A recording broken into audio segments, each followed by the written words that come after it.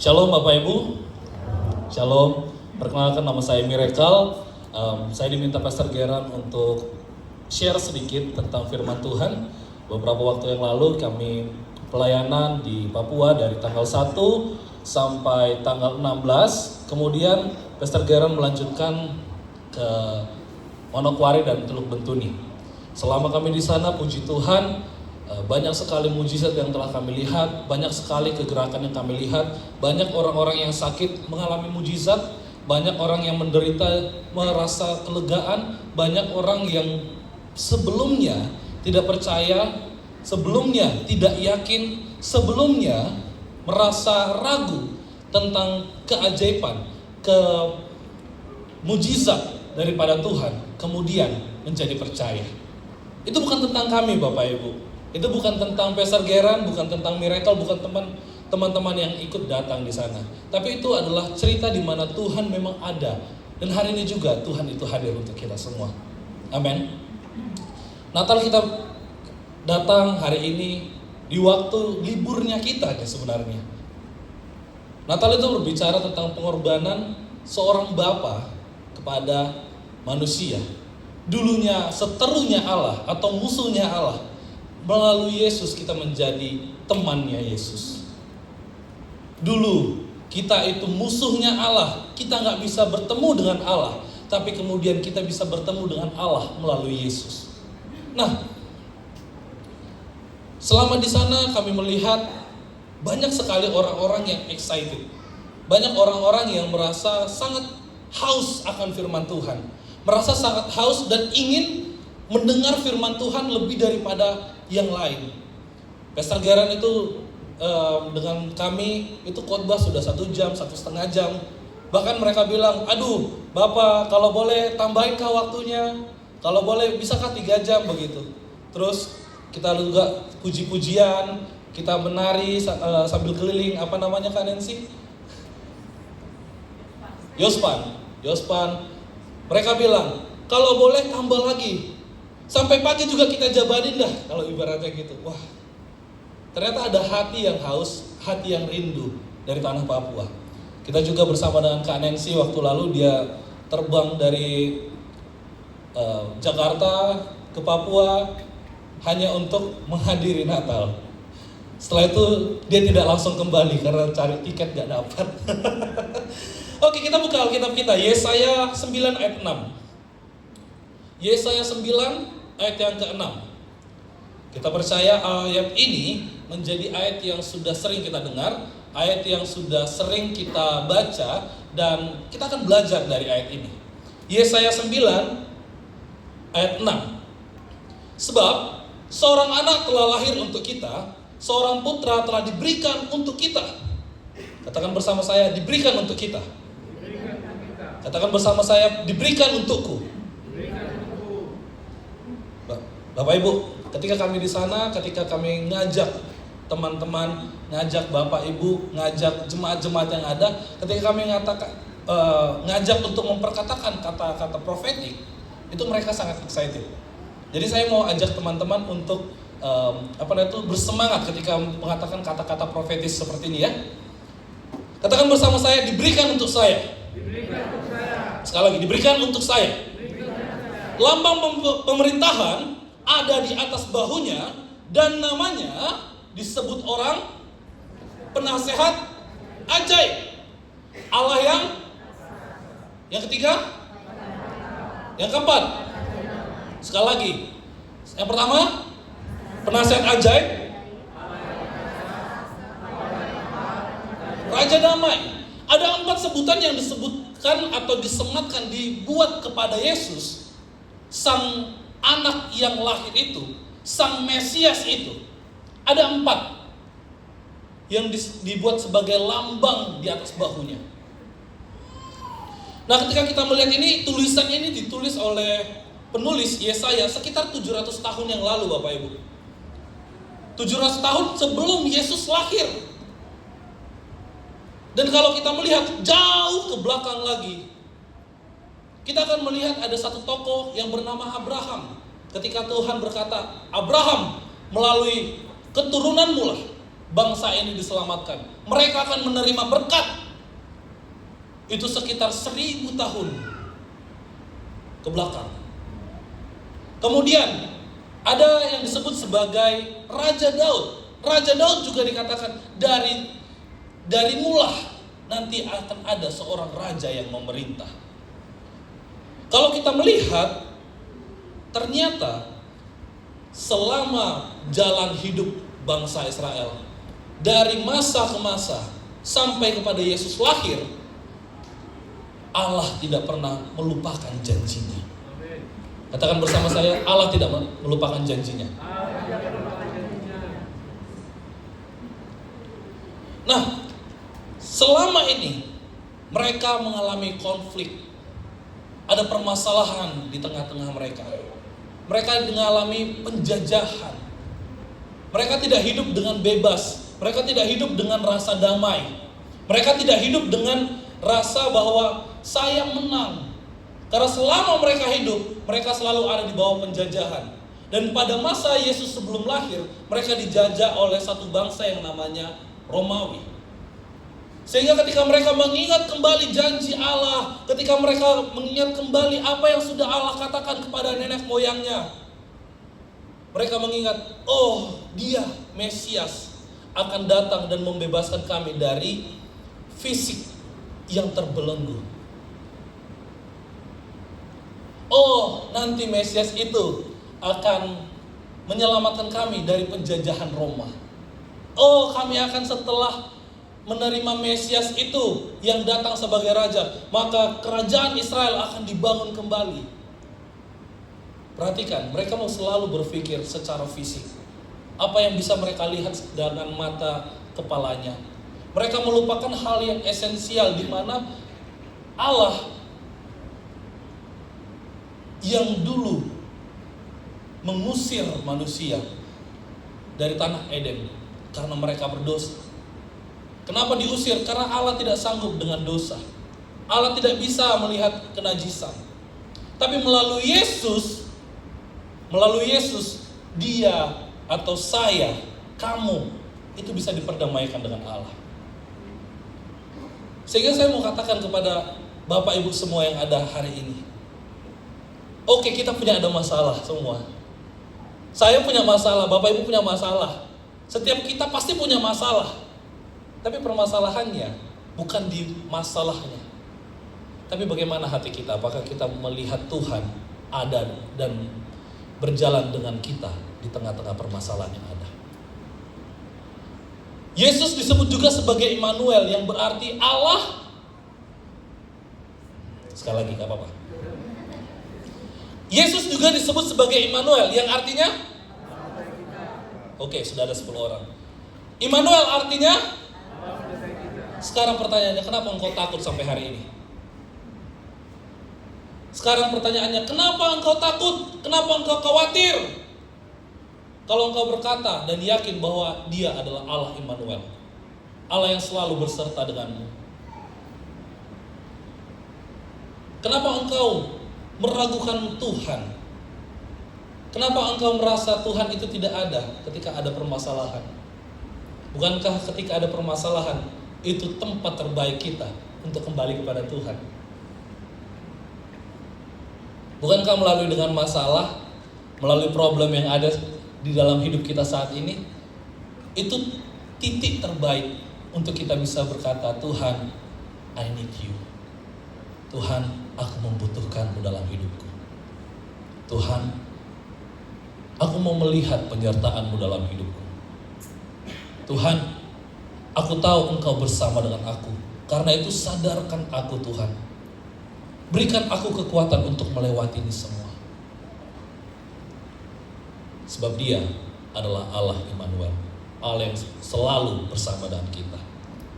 Tidak peduli kamu lagi senang, kamu lagi tertawa, kamu lagi merasa, oh banyak closingan. Oh kamu lagi merasa, wah semuanya doa saya dijawab Tuhan. Atau kamu sedang berkata, di manakah Tuhan? Kenapa saya ada di titik terendah ini?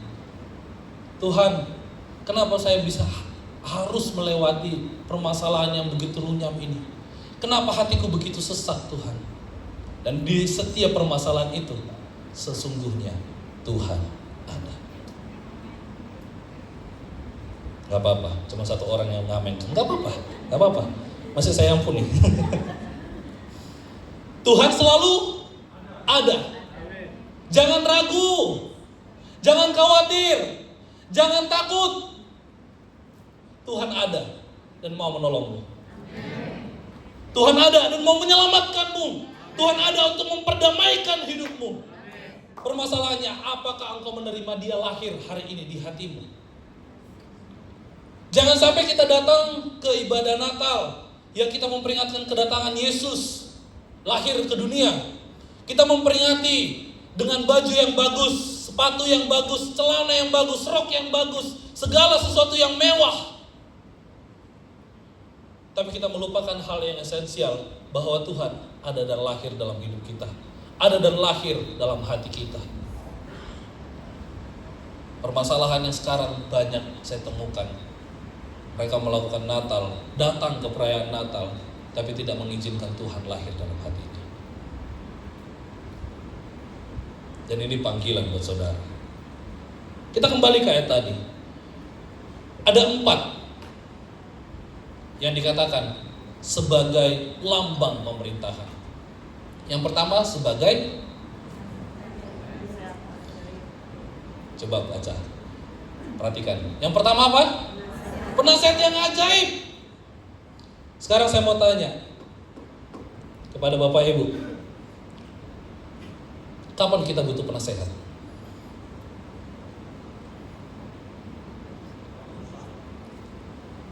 Kapan kita butuh nasihat? Kalau susah. Kapan lagi kita butuh penasehat? Kalau galau.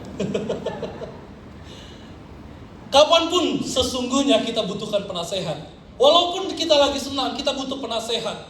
Karena ada cerita dalam Alkitab, ketika dia begitu senang, dia melupakan orang-orang yang menasehati dia. Sehingga apa akhirnya? Semua daerahnya, semua kekuasaannya, semua harta bendanya diberitahukan kepada raja yang tidak dari kerajaannya. Apa yang kemudian terjadi? Dijarah habis-habisan. Tahu cerita itu? Enggak apa-apa.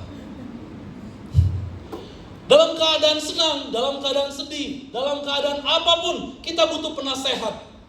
Karena pada dasarnya manusia itu butuh seorang penasehat.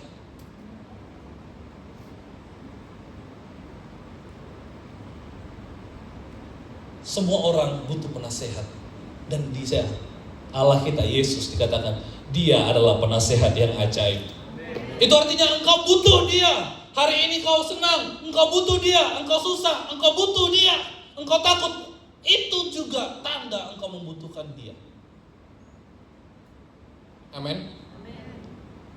Sebagai penasehat, dia membawa kita kepada pemahaman-pemahaman yang baru. Sebagai penasehat, dia membukakan cakrawala berpikir kita. Sebagai penasehat, dia memberitahukan kepada kita langkah apa yang harus kita ambil. Sebagai penasehat, dia bisa berkata ya dan tidak, boleh dan tidak, mari dan tidak, pergi dan jangan kembali, atau jangan pergi. Itu butuhnya penasehat. Karena kadang-kadang kita bisa salah jalan. Kadang-kadang karena terlalu senang kita ngambil keputusan yang salah. Betul nggak? Ada yang terlalu senang, pernah mengalami terlalu senang, semuanya diiyain. Akhirnya apa? Tertipu mungkin. Asetnya mungkin hilang, segala sesuatunya hancur karena terlalu senang. Karena terlalu sering dipuji. Kalau kata orang timur, so makang puji, so lupa dunia. Dan saat seperti itulah sesungguhnya kita membutuhkan penasehat itu. Kalau engkau merasa engkau hari ini senang, engkau butuh Dia. Kalau hari ini engkau sedih, engkau lagi butuh Dia. Ada orang yang terlalu sedih sampai memutuskan segala sesuatunya. Saya juga bertemu dengan orang-orang yang sangat sedih, bahkan dari kantornya pun dia resign. dengan orang-orang di kantornya, dia bikin hal-hal yang tidak baik. Dia menghancurkan hidupnya karena merasa sedih. Lalu kemudian setelah dia merasa lega dengan rasa sedihnya, khususnya ada orang yang baru putus cinta, tiba-tiba bilang, sudah hancur duniaku, sudah hilang harapanku, pupus semuanya. Tapi setelah hatinya sembuh, dia bilang, aduh, saya di mana ya sekarang? Yang kedua, dia disebut sebagai Allah yang perkasa. Dia disebut sebagai apa?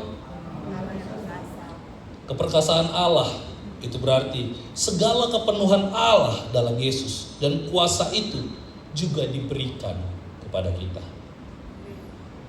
Segala kuasa yang ada dalam Yesus yang diberikan oleh Allah itu juga diberikan kepada kita ketika engkau menerima Roh Kudus. Allah yang perkasa itu, Yesus yang perkasa itu juga mau memberikan kuasa yang sama kepada setiap kita.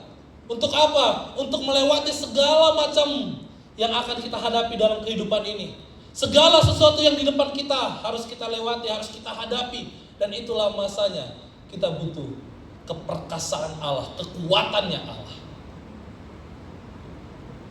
Karena atau sebelum saya mau katakan itu, siapa di sini yang merasa sudah kuat? Siapa di sini yang sudah merasa aku bisa dengan kekuatanku sendiri? Ada mungkin? Ada yang angkat tangan biar kita ke depan kita foto-foto sedikit gitu? Enggak ada? Belum ya? Sesungguhnya tidak ada seorang pun yang bisa. Hanya Allah yang perkasa, Allah yang kuat, Allah yang agung itu yang bisa memampukan kita melewati.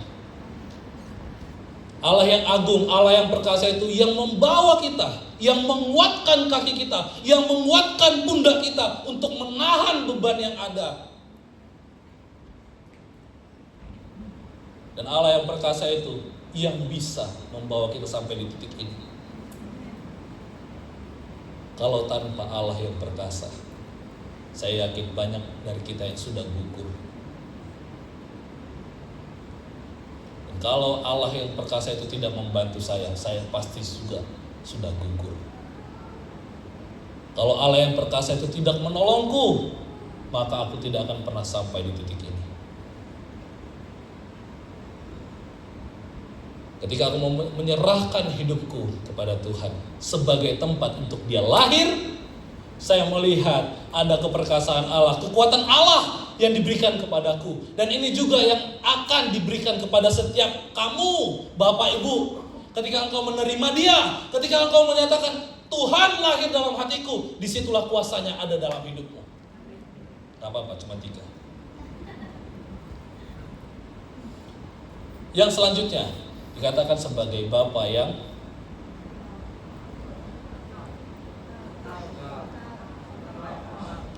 Kal. Bapa yang kalau kita memahami konsep Bapa, itu berarti Dia adalah sumber. Bapa adalah sumber. Katakan bersama dengan saya, Bapa adalah sumber. Dia adalah sumber dari segala sesuatunya. Dunia ada, dunia yang kita pijak, pekerjaan yang kita terima, pendidikan yang sudah kita capai, segala sesuatu karir kita itu sumbernya daripada Tuhan. Bahkan hal yang buruk pun itu sumbernya daripada Allah untuk memurnikan kita. Gak ada yang bilang amin karena berat, gak apa-apa.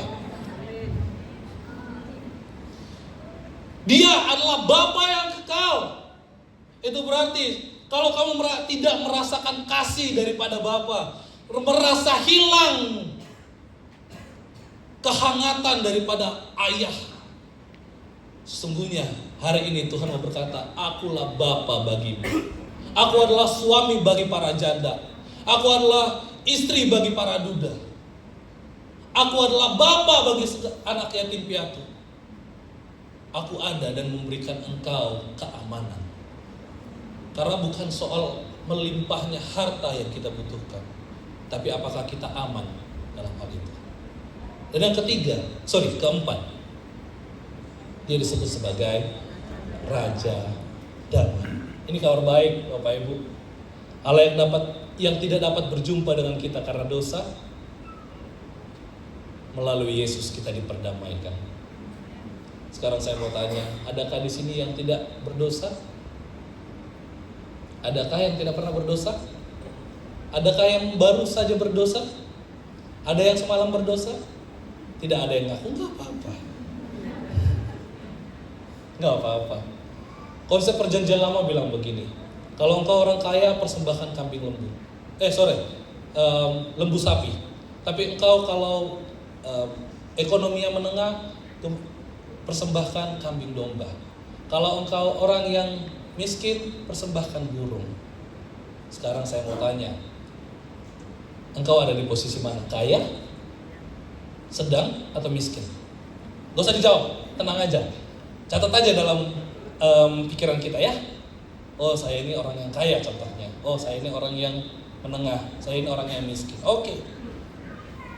Coba bandingkan berapa dosa yang kau lakukan. Kali berapa domba, kali berapa lembu, kali berapa burung yang harus kau persembahkan. Hitung sendiri. Kalau seandainya kita masih ada dalam konsep itu. Kalau kamu orang kaya, harus persembahkan sapi, persembahkan lembu.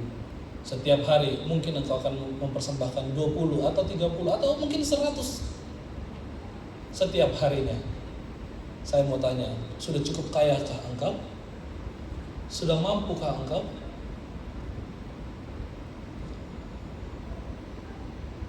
Dari yang jawab ya. Sudah mampukah engkau untuk membayar dosamu sendiri? Sudah mampukah engkau untuk menyelamatkan dirimu sendiri? Sudah mampukah engkau untuk berkata, aku bisa menjadi kudus, bisa menjadi berkenan di hadapan Allah. Itu karena kekuatanku sendiri? Tidak. Itulah tandanya engkau butuh Yesus dalam hidupmu. Jangan kecewakan Yesus. Jangan salibkan Yesus terus dengan segala tingkah lakumu. Tapi hari ini sebagai orang yang merayakan Natal, mari kita sama-sama bangkit berdiri. Kita merenungkan, apakah kita membutuhkan Yesus? Pastor Geran akan menyampaikan khotbah kepada kita. Tapi kita coba pahami sebentar. Coba pikirkan saja. Coba merenungkan. Tutup matamu. Coba bayangkan berapa dosa yang baru saja kau buat. Coba bayangkan berapa harga yang harus kau bayar. Coba hitung. Coba kali-kalikan. Setiap dosa mungkin saya harus bayar 20 juta kepada Tuhan untuk membeli lembu, sapi, atau kambing.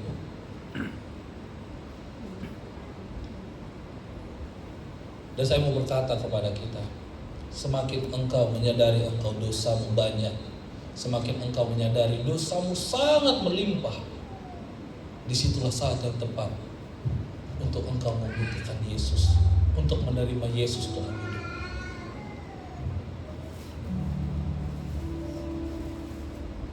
Semakin engkau merasa bahwa engkau adalah orang yang paling berdosa, engkau akan semakin menghargai Tuhan yang hadir hari ini. Semakin engkau menyadari segala pelanggaranmu, harusnya hari ini engkau semakin hancur dan berkata, Tuhan, aku membutuhkan dalam hidup. Tapi jika engkau berkata, aku baik-baik saja, sesungguhnya engkau menolak Yesus lahir dalam hatimu. Kalau engkau berkata, aku bisa berjalan dengan kekuatanku sendiri, ini karena kehebatanku, karena kepintaranku, secara tidak langsung engkau berkata, Tuhan, aku menolak engkau lahir sama seperti orang-orang yang lain pada masa itu.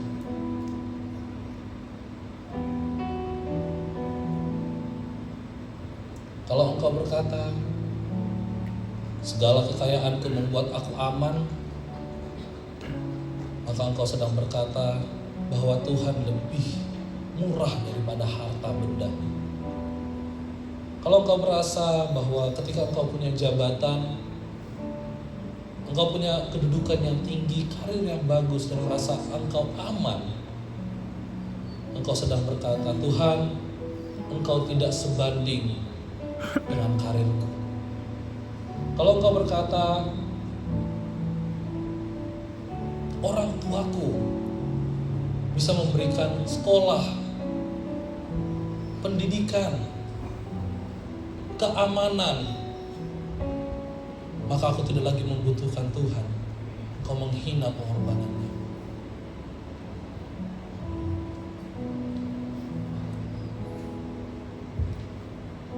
Tapi sebaliknya, ketika engkau berkata, Tuhan, kubutuhkan engkau melebihi dari harta bendaku, melebihi dari segala karirku, melebihi dari segala uang, harta, benda, apapun yang saya punya di dunia ini.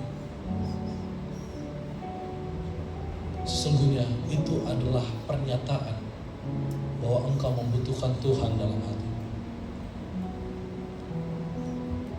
Kalau engkau berkata, Tuhan, benar, engkau telah memberikan berkat bagiku.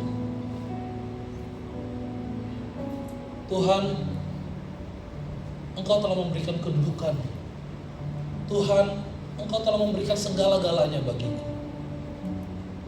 Dan hari ini,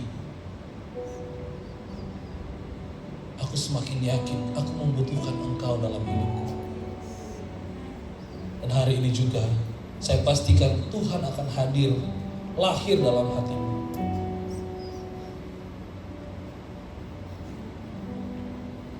Dia Allah Immanuel.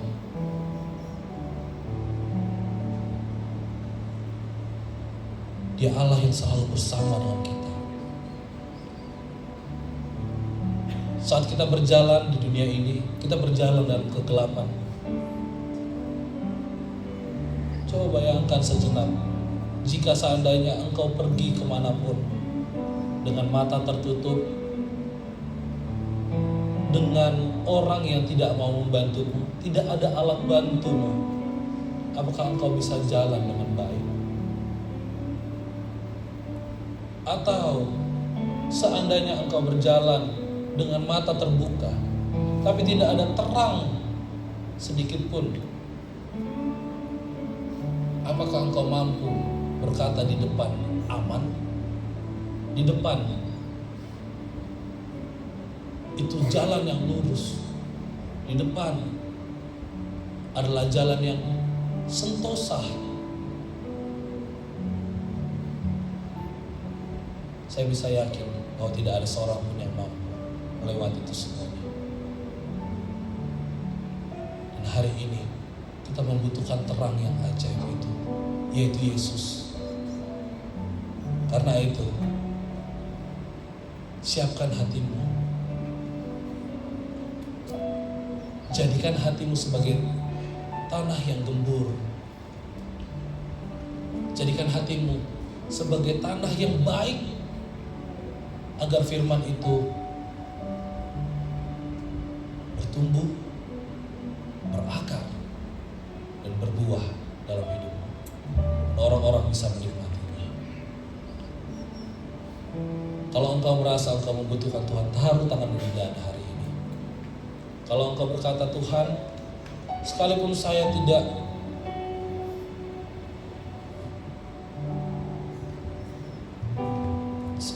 tidak bisa melewati ini menurut kekuatanku, tapi aku percayakan engkau. Mungkin engkau berkata, Tuhan, ada sakit penyakit yang selalu menggangguku, tapi lebih daripada sakit penyakit ini, aku butuh engkau. Taruh tanganmu di dada. Kalau engkau berkata, Tuhan, ini adalah masa yang paling pelik dalam kehidupanku. Seluruh keluargaku meninggalkan aku. Tidak ada orang yang menghargai aku. Tapi hari ini aku disadarkan bahwa aku adalah anak kesayangan Tuhan. Dan Engkau adalah Bapa bagiku. Dan hari ini aku menerima Engkau dalam hidupku Tuhan. Taruh tanganmu di dada. Kalau engkau berkata, Tuhan, keluargaku sudah hancur lebur.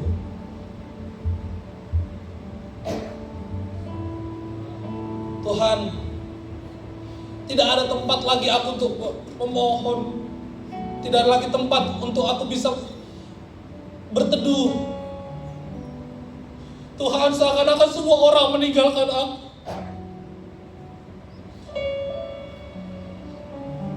Tuhan, sepertinya semua sahabat-sahabatku tidak menganggap aku ada.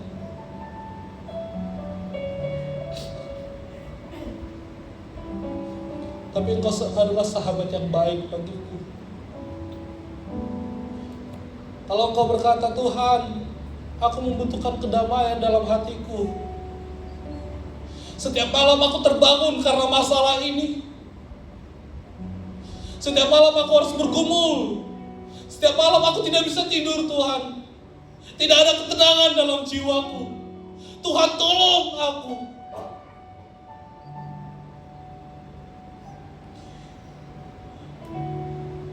Tuhan, lebih dari nafasku, kubutuhkan Engkau.